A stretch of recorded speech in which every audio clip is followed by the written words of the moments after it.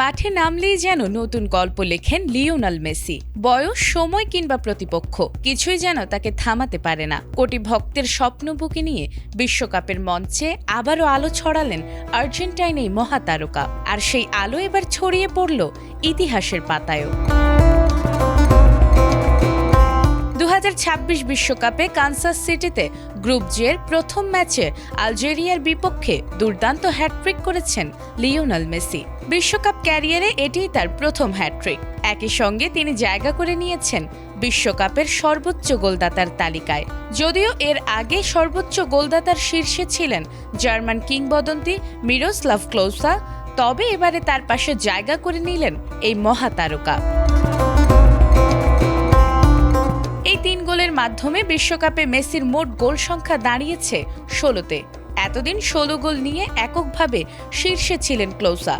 এখন সেই রেকর্ডে ভাগ বসিয়েছেন আর্জেন্টাইন অধিনায়ক।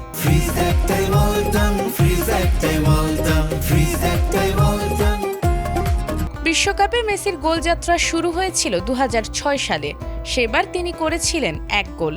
এরপর একে একে 2014 সালে 4, 2018 সালে 1, 2022 সালে 7 এবং 2026 বিশ্বকাপে প্রথম ম্যাচেই যোগ করেছেন আরও 3 গোল। এ পর্যন্তই থেমে থাকেনি এই তারকা ফুটবলার। আলজেরিয়ার বিপক্ষে হ্যাটট্রিকের মাধ্যমে আরও 2টি অনন্য রেকর্ড করেছেন মেসি।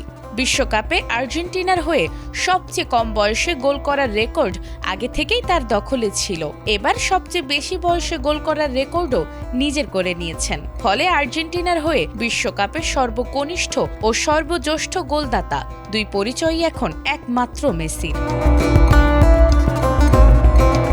ম্যাচটিতে অবশ্য অফসাইডের কারণে মেসির আরও একটি গোল বাতিল হয়।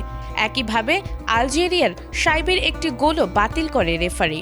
তবে শিরোপা ধরে রাখার মিশনে 3 বারের বিশ্ব চ্যাম্পিয়ন আর্জেন্টিনার শুরুটা হয়েছে দারুণভাবে।